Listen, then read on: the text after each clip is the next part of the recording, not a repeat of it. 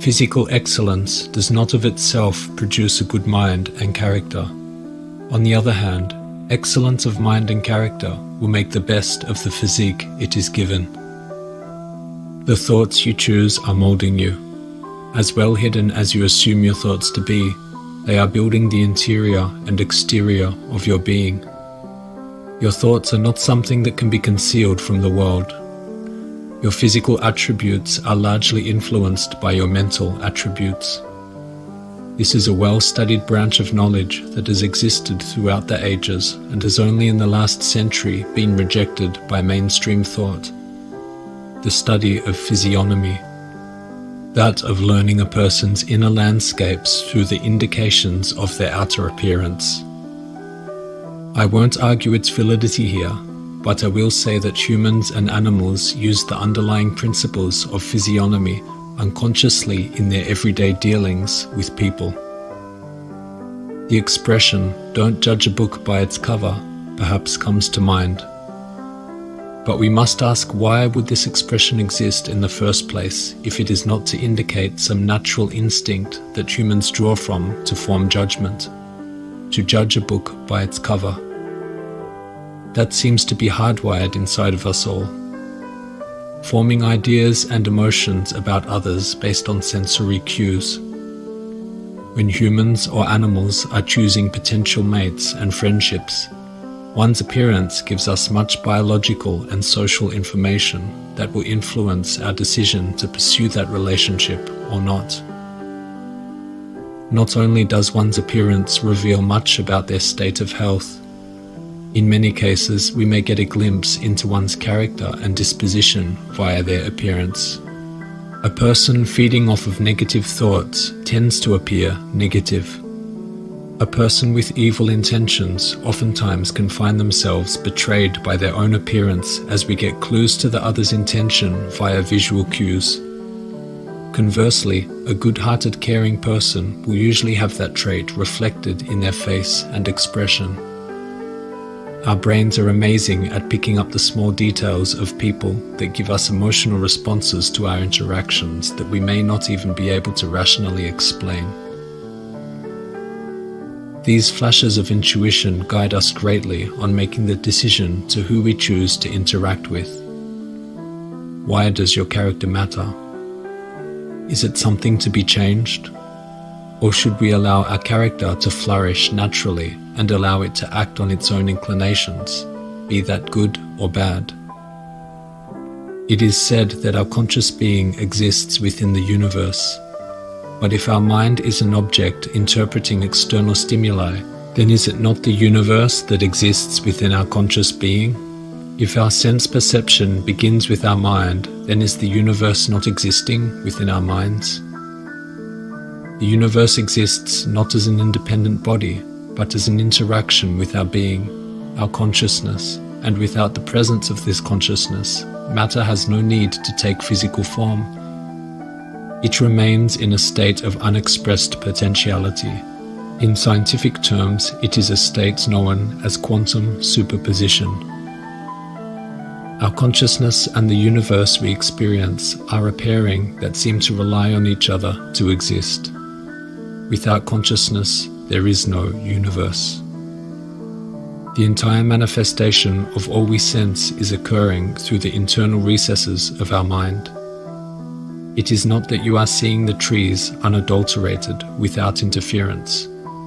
It is that your mind is being fed data that translates that information into what we know as trees. We could be receiving a complex sequence of zeros and ones for all we know, that our brain is computing into the sequence of images we call trees, into the experiences we call life.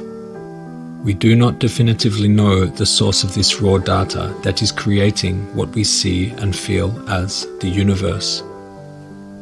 As philosopher Gilbert Harman theorized, we may be nothing more than a brain in a vat. A brain connected up to a computer receiving data that we assume to be the real reflection of the reality we are experiencing. We can never be sure from our position that this isn't the case. I illustrate this idea not to go down the road of what is reality, but to highlight just how instrumental a role our mind plays in shaping this universe we are now immersed in. Your mind is not merely a participator in this universe. It is an essential component for the universe's existence.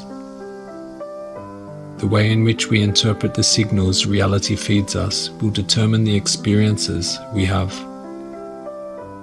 This character we choose to embody, the lens we choose to see the world through, is a choice that can literally change the architecture of this reality we exist in.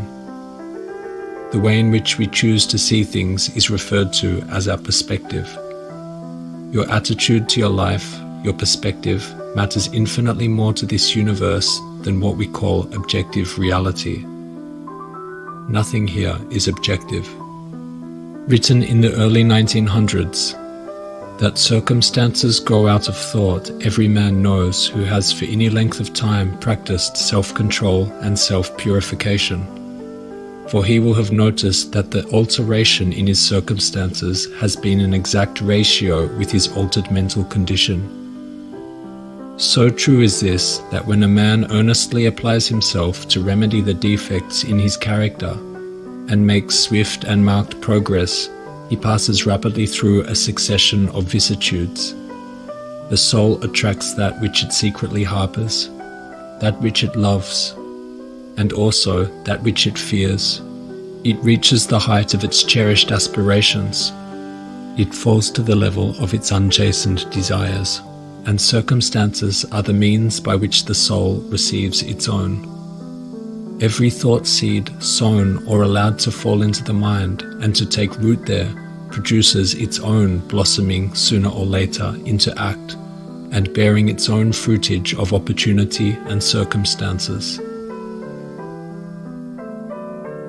The world encourages us to see our existence from the perspective of an infinitely small observer in an infinitely large universe without any real influence over the whole whatsoever.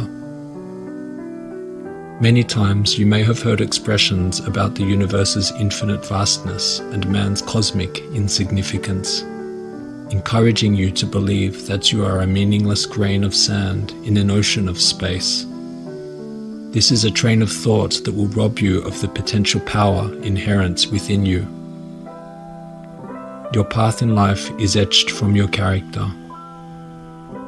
The way in which you view life dictates the type of life you will lead. Seeds of thought germinate into the structure of the reality you experience. More than external circumstance, it is your character and approach to your life that will unravel the outcome and reveal your destiny. Your circumstances will only limit you if you believe that they will. Be cautious of your chosen beliefs. Regardless of whether they are actually true or not, your mind will make the utmost effort to materialize those beliefs into your existence. Some of the most successful people on this earth came from nothing. Their lives weren't merely an inheritance. Their success was a statement of their character. We are constantly absorbing the environment. Our body works as a receptacle for all that we have experienced and have interacted with. We exist as walking representations of our life in physical form. All the people we talk with, the videos we watch, the philosophies we adopt, the books we read, the foods we eat, the physical environment that we inhabit, everything we come into contact with colors our state of being in profound ways. They are painted onto our faces. Our brain, our heart, the nervous system, our organs, the cells in our body, everything is influenced by experience. Even if we reject one form of stimuli, it helps reinforce the opposing idea, and our rejection thus serves the same purpose of molding us further into a particular direction. As a result, the thoughts and ways in which we live and things we choose to expose ourselves to manifest themselves into physical reality, into the person we are today. Character is destiny itself. As a fixed combination of deeds, it bears within itself the results of those deeds. These results lie hidden as moral seeds in the dark recesses of the character, awaiting their season of germination, growth, and fruitage.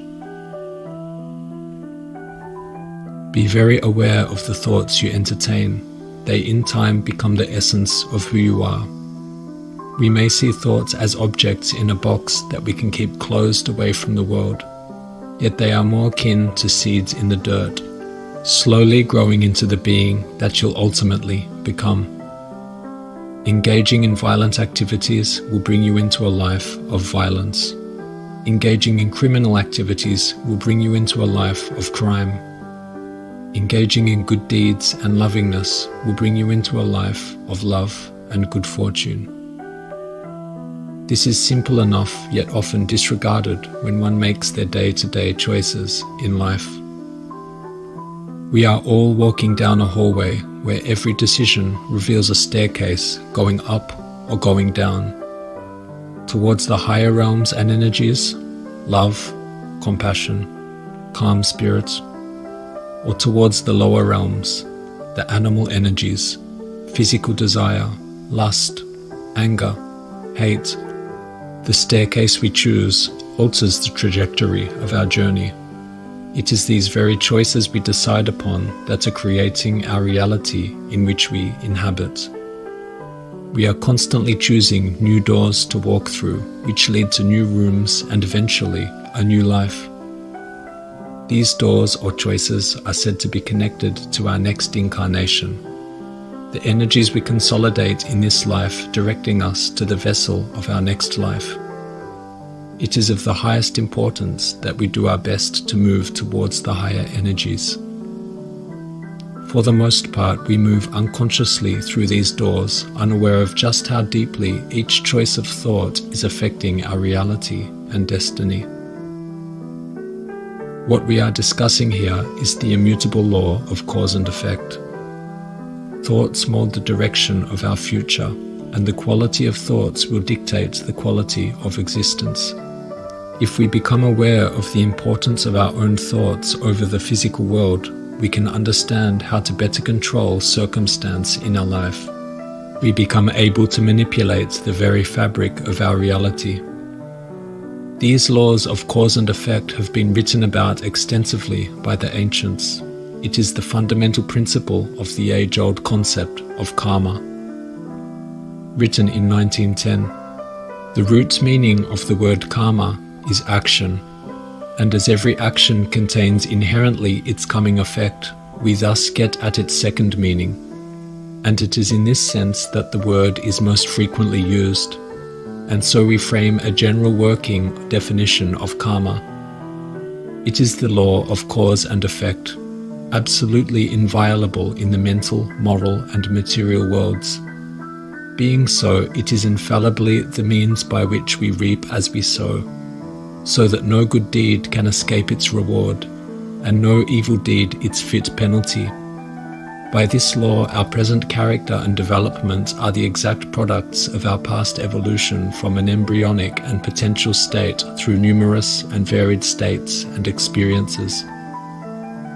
It follows, therefore, that our future is in our own hands, now to make or mar. This is a great fact to be cognizant of, and a mere knowledge of this law is sufficient to change our view of life and evolution. The secret within this knowledge may be thought of as follows. Take responsibility for your character, and your character will take responsibility for your destiny. As many others focus on the end point and doing anything it takes to get there, they may often neglect their fellow man and act only in self-interest and against moral principle. Such a frame of mind ignores a simple truth, that we are all connected, all from the same source, and that any selfish act committed against our fellow man is inevitably committed against ourselves. When you act out of selfish impulse to benefit yourself over somebody else, you're injuring yourself far worse than the benefit to be gained from that deed. Our being is very much molded by our deeds, and through our chosen path of goodwill or selfishness, our fate will be determined. The concept that a clean room makes a clear mind is very true. The environment of your physical world shapes the environment of your interior world. Every man's work, whether it be literature or music or pictures or architecture or anything else, is always a portrait of himself. And the more he tries to conceal himself, the more clearly will his character appear in spite of him. We are walking representations of all that we have experienced and interacted with. It shows in our face, our bodies, and in our character. It is imprinted into your aura. Your aura is not just an abstract word used by the mystics. It is a very real field that is generated from the magnetic energy of your heart. This energy is felt by those around you at varying levels. With every beat, the heart not only pumps blood, but also transmits complex patterns of neurological, hormonal, pressure, and electromagnetic information to the brain and throughout the body. As a critical nodal point in many of the body's interacting systems, the heart is uniquely positioned as a powerful entry point into the communication network that connects body, mind, emotions, and spirit. Your aura conveys much non-verbal information to others that mere language is unable to convey. When we meet someone for the first time and we start assessing their compatibility to us, many times we sense a strong connection or feeling of harmony. Also, in other cases, we may feel a sense of repulsion to their energy or feel something that is a red flag. Such feelings are often difficult to put into words as they come from our deepest instincts rather than from rational observation. Things that have happened in your life become etched into you and are detectable by others around you. You may not even realize it most of the time. Others can sense non-verbal information about us through their nervous system. We can many times sense danger or instability in an individual, an intuitive feeling that our nervous system picks up on to warn us. These intuitive impulses act out of self-preservation to alert and protect us from potential dangers. There is now evidence that a subtle yet influential electromagnetic or energetic communication system operates just below our conscious awareness. Energetic interactions possibly contribute to the magnetic attractions or repulsions that occur between individuals and also affect social relationships. It was also found that one person's brainwaves can synchronize to another person's heart.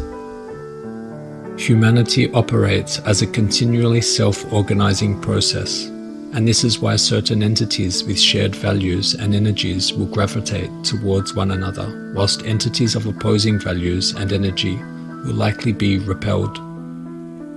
We see this process of organization so often on the individual level that we even have formed many such common use expressions in the English language.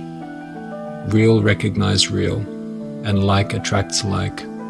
Birds of a feather flock together, and so on. We must be lucid to the fact that our thoughts ultimately manifest themselves physically. Thoughts form character, which form associations, which form circumstance, and ultimately form your destiny. One fundamental principle of good character is to not see our inherited disadvantages as obstacles in our life, but to develop the vision to see all negative aspects as something we must remedy in ourselves.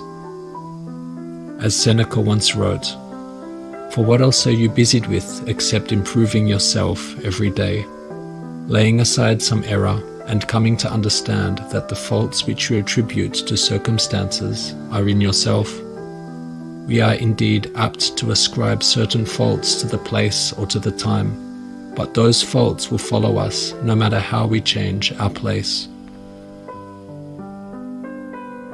Every perceived disadvantage we have been given in life carries with it an underlying benefit available to only those perceptive enough to see it. We can always use a negative condition to our advantage if we are able to recognize what advantages are included in this perceived negative. In many cases, a man who becomes blind gains an exceptional auditory sense which far exceeds his fellow man's ability.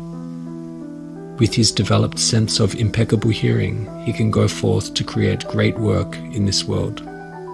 The developed sensitivity of one sense due to the lack of another can be honed into a superpower.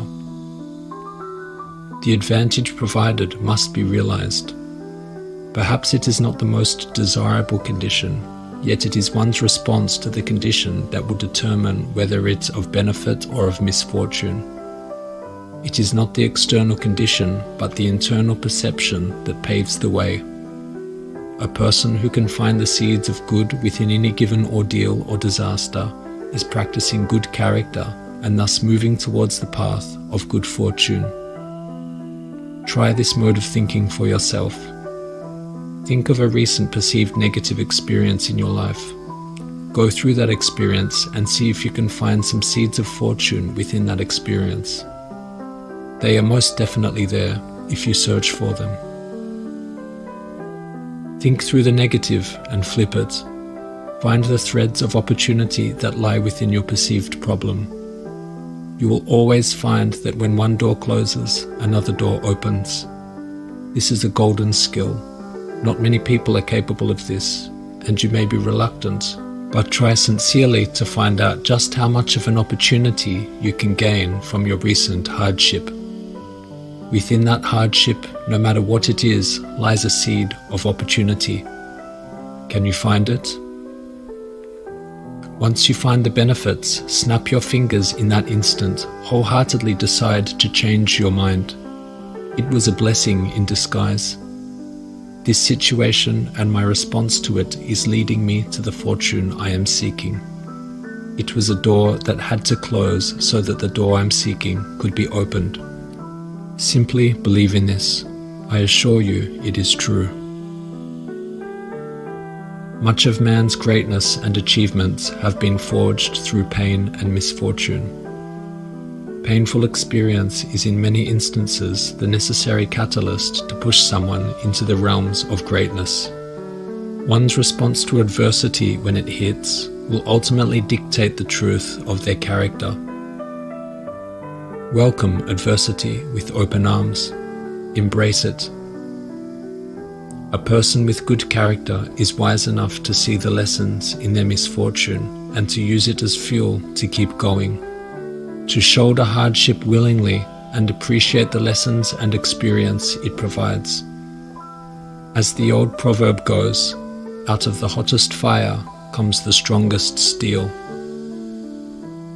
It is the misfortune that will bring you fortune, that will forge your character, that will strengthen your will and ability to overcome any obstacle for the sake of your life's purpose.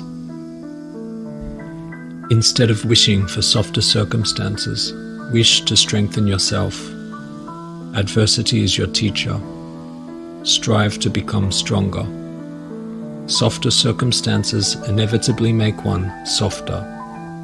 The Stoics used to practice voluntary discomfort to prepare themselves for adversity, to deeper appreciate what they have and ultimately to make themselves stronger and more comfortable with discomfort. Upon retirement of work life, many have undergone a fast decline in mental faculties and physical health. An early retirement leading to an early death. It is a tendency reported by many the world over, particularly in men. Studies have indicated a more rapid decline upon early retirees compared to their later retiring counterparts, and from such a phenomenon we can see the life-extending benefits of work. At dawn, when you have trouble getting out of bed, tell yourself, I have to go to work. As a human being, what do I have to complain of if I'm going to do what I was born for? The things I was brought into this world to do? Or is this what I was created for, to huddle under the blankets and stay warm? When life becomes painful and difficult to bear, step back. Realize this is all theatre, You have a front row seat to this theatre you chose to come and see. There are characters, plot lines, story arcs, bad guys and good guys, a fluctuating storyline of fortunate and misfortunate events occurring oftentimes without any action on your own part. It is all happening in front of your eyes as you participate as a character in this story. You are in the middle of this whole affair. You don't have the knowledge of how to get to Earth, yet somehow you came here. Isn't it amazing? You are unable to build a pair of lungs, yet you have a pair of lungs that you built. You don't know the mechanics of the heart pumping blood, yet you, your body, created one and carry out its function so seamlessly without thought, and have been doing so your whole life. All these tools that allow you to exist in the physical realm are vastly beyond your own avatar's current level of comprehension, yet they have been gifted to you to navigate through this reality. When we see the extent and scale in which we are being supported in this life, that things are moving along just perfectly, accomplishments, tragedies, and all, we can relax a little and just go along with the course of things. By not worrying what will happen to us, we free up energy to care about the well-being of others, and paradoxically, this concern for others will help us in finding our own way and achieving what we are here to do in this lifetime. I hope this isn't all getting too spiritual and metaphysical. To put simply, love thy neighbor, care about others. All of the pain and anguish going through you is not being broadcast to the world, so imagine that even the ones closest to you may be going through such hardships, or even worse, without you knowing a thing about them. It is not your job to find those things out, but you have the opportunity to make their life more pleasant and worth living. To show even a little love can bring someone back from the depths of despair that they may be experiencing. To brighten someone's day who has spent the night steeped in dark thoughts and sadness. To show love to your fellow human who may have felt that not a single soul cared for their existence. The ones you love and care for will someday die. And if you're still here, you will look back on all those interactions you had with them and wonder if you had given them the love and support they so very much needed. There are still people around you now. Provide them with the love and support that they need. Offer them your undivided attention. Offer your ear if they wish to speak to you, and realize how special they are. Life is very fragile and can be taken at any time. This deep respect for life is what will develop your good character. Look after each other with the knowledge that the world is looking after you.